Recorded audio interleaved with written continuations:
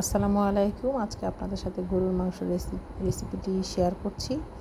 এখানে হলুদের গুঁড়া, মরিচের গুঁড়া, ধনিয়ার গুঁড়া, গরম মশলার গুঁড়া, জিরার গুঁড়া রয়েছে, 2 কাপের মতো পেঁয়াজ রয়েছে, 3 চামচ পরিমাণ আদা বাটা, রসুন বাটা, টমেটো, কাঁচামরিচ, 4 টেবিল চামচ পরিমাণ তেল, 1 কেজি গরুর মাংস নিয়েছি। তো প্রথমে আমি সব মশলা দিয়ে মাংসটাকে প্রায় 15 থেকে 20 মিনিট মেরিনেট করে রেখে দিব, তারপর রান্না করব। আর যারা খুব দ্রুত রান্না করতে চান, নরম করতে চান, তারা 2 টেবিল চামচ পরিমাণ টক দই অ্যাড করতে পারেন। আমি টক দই ছিল না তাই দিইনি। তো প্রথমে গরুর মাংস যখন আপনি আধা ঘন্টা মেখে রেখে দিবেন, তখন মাংস রান্না করার পর প্রথমে পানি দিতে হবে না। যদি পানি প্রয়োজন হয় গরম পানি দিবেন। তা আমি 2 গ্লাস পরিমাণ গরম পানি দিয়েছি।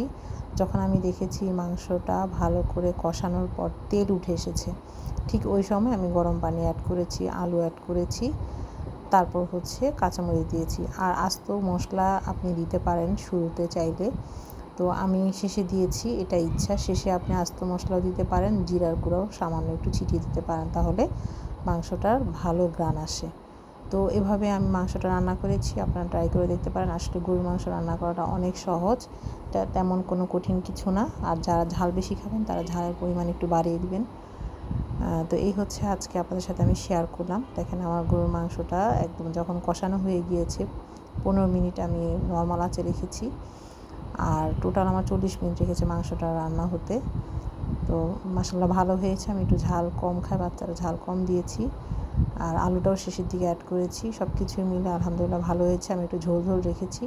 যারা ঝোল দিতে চান না তারা ঝোলের পরিমাণটা কমিয়ে দিবেন। আমি যেমন 2 গ্লাস পানি দিয়েছি, আপনারা 1 গ্লাস দিবেন।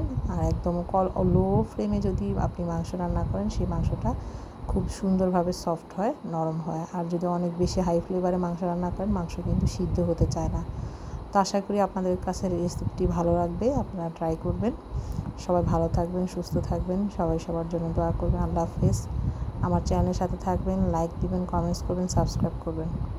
আজ এই